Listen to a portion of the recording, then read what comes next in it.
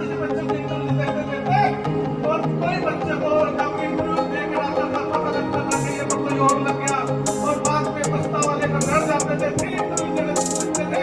लेकिन 1,30,000 के आसपास पूरे प्रदेश के बच्चों को नौकरी देने का काम माननीय मनोहर लाल जी ने किया और हमारे हल्के से हर गांव में कम से कम 25-25, 30-30 बच्चों को नौकरी देने का काम सरकार ने किया। ऐसे बहुत से काम है। बाकी हमारे माननीय मनोहर लाल जी का, क्योंकि साथियों लोकसभा का चुनाव है और लोकसभा के चुनाव में आप सबका आशीर्वाद, आप सबका प्रेम माननीय मनोहर लाल जी को मिलेगा, ये मुझे पूरा विश्वास है, क्योंकि पिछली बार भी आप सबने संजय भाटी सेवा करते रहेंगे ऐसा मेरा विश्वास है।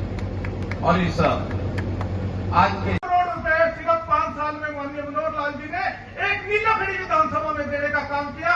साथियों कभी भी अगर हम जब से हरियाणा बना है, अगर आप उसका सबका विधायकों का सबका जोड़ लेंगे तो इसका 50% भी नहीं होने का। सिर्फ 1100 करोड़ रुपए की सौगात नीलाखड़ी विधानसभा में दी है। हर गांव में बड़े बड़े अपने कम्युनिटी सेंटर, हमारे मंडियों में किसान भाइयों के लिए रेस्ट हाउस, हमारे बच्चों के खेलने के लिए बड़े बड़े स्टेडियम, ये माननीय मनोहर में अनाज पैदा होता है, उसको काटा जाता है। तो ये जो 2 महीने की फसल, इस बुआई का काम, उसको जमीन संभालने का काम हमारे हरेंद्र कल्याण जी कर रहे हैं, हमारे झोंडा के विधायक।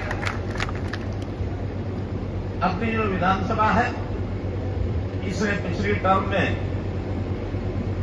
हम सबके बीच में विधायक के नाते आप काम करते रहे।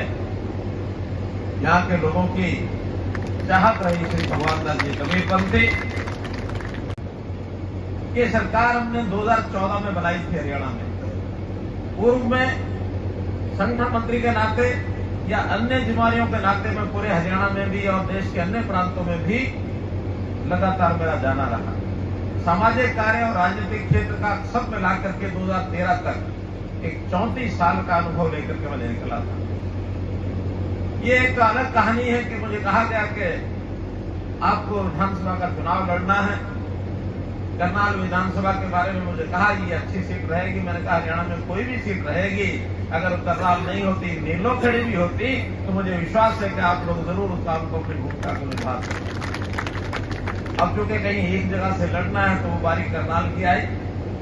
9.5 साल मुख्यमंत्री का दायित्व हरियाणा की जनता की सेवा करने का मुझे मिला, बिना किसी भेदभाव के। ये सब किया है, सब अपने कार्यक्रमों ने बताया है, आपने अनुभव भी किया होगा। लेकिन जैसा कहा जाता है कि परिवर्तन जीवन का नियम है, तो इस परिवर्तन में अब हमने अपने एक भाई, एक सामान्य कार्यकर्ता जो जमीन से उठा हुआ भाई नायक सिंह सैनी, उनके बारे में बहुत बताया जा चुका है, उनको मुख्यमंत्री बनाया। अब एक परिवर्तन हुआ है।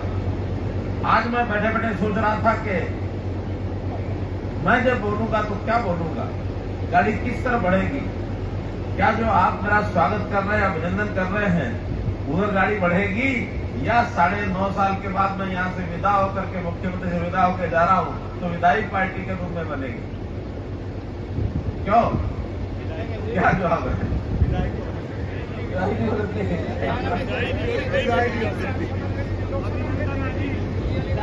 लेना है तो संगठन के आदेश का हमेशा पालन किया।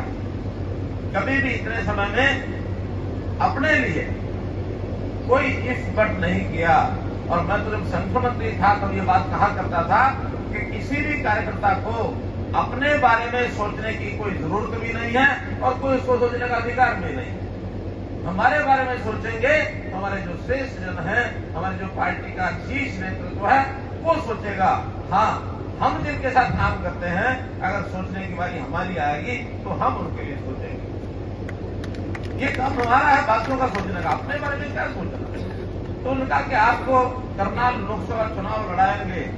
कभी संगठन के सामने कोई इफ बट नहीं की, शर्त नहीं रखी, लेकिन मन में आया कि एक छोटी बात का संकेत मैं प्रधानमंत्री को कर दूं कि मैं लोकसभा का चुनाव तभी लड़ने के लिए तैयारी करूंगा जब हमारे वर्तमान सांसद संजय भाटिया जी की सहमति होगी।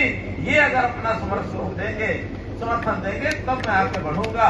और मैं इनके सामने ही, प्रशंसा वैसे पीठ पर अच्छी लगती है, सामने करे ना करे, बहुत लोग इस बात के समर्थक नहीं होते कि सामने प्रशंसा की जाए, लेकिन मैं इनके सामने भी इनकी पीठ पर जो त्याग और समर्पण का भाव कार्यकर्ता के मन में होना चाहिए वो हमारे संजय भाटिया कितने हंसी खुशी हम दोनों बैठे हैं, वरना कोई दूसरी पार्टियां हो तो क्या होता उसमें, एक दूसरे को नीचे से अगर कोई कुर्सी लेने की बात आ जाए तो पहले तो छोड़ने वाला नहीं छोड़ता, वो छोड़ दे तो लेने वाले इतने इकट्ठे हो जाते हैं कि उस कुर्सी को उठा करके उसकी चार टांगे तोड़ तोड़ के अलग कर देते हैं, कुर्सी नहीं बचती, क्योंकि कुर्सी तो जनता की होती है, तोड़ने के लिए वो शुरू हो जाते हैं। अब ये देखना ना कांग्रेस कितना घमसान बन रहा है। यहां तो जब कोई चीज बांटने की देने की बात आती है तो लखनवी अंदाज में सब कहते हैं भारतीय जनता पार्टी का संस्कार है, भैया मैं नहीं पहले तू, पहले आप ये करके होड़ लगती है कि किसी और को दे दी जाए। वहां पर जब लेने की बात आती है तो लूटना घुसना चलता है, लेकिन अगर कोई जिम्मेवारी निभाने की बात आ जाए, कोई वजन उठाने की बात आ जाए, जनता को फेस करने की बात आ जाए तो सब भागते हैं, फिर वही फार्मूला लगाते हैं, नहीं भैया चुनाव में नहीं पहले तू लड़ना है। क्यों? क्योंकि सबको डर लगता है। बहुत से लोग अब आजकल भारतीय जनता पार्टी की तरफ आ रहे हैं, इसमें कांग्रेस के बहुत लोग हैं। ऐसा नहीं कि कांग्रेस में सब खराब होते हैं, क्योंकि एक युग चला था कांग्रेस से सब लोग जुड़े थे।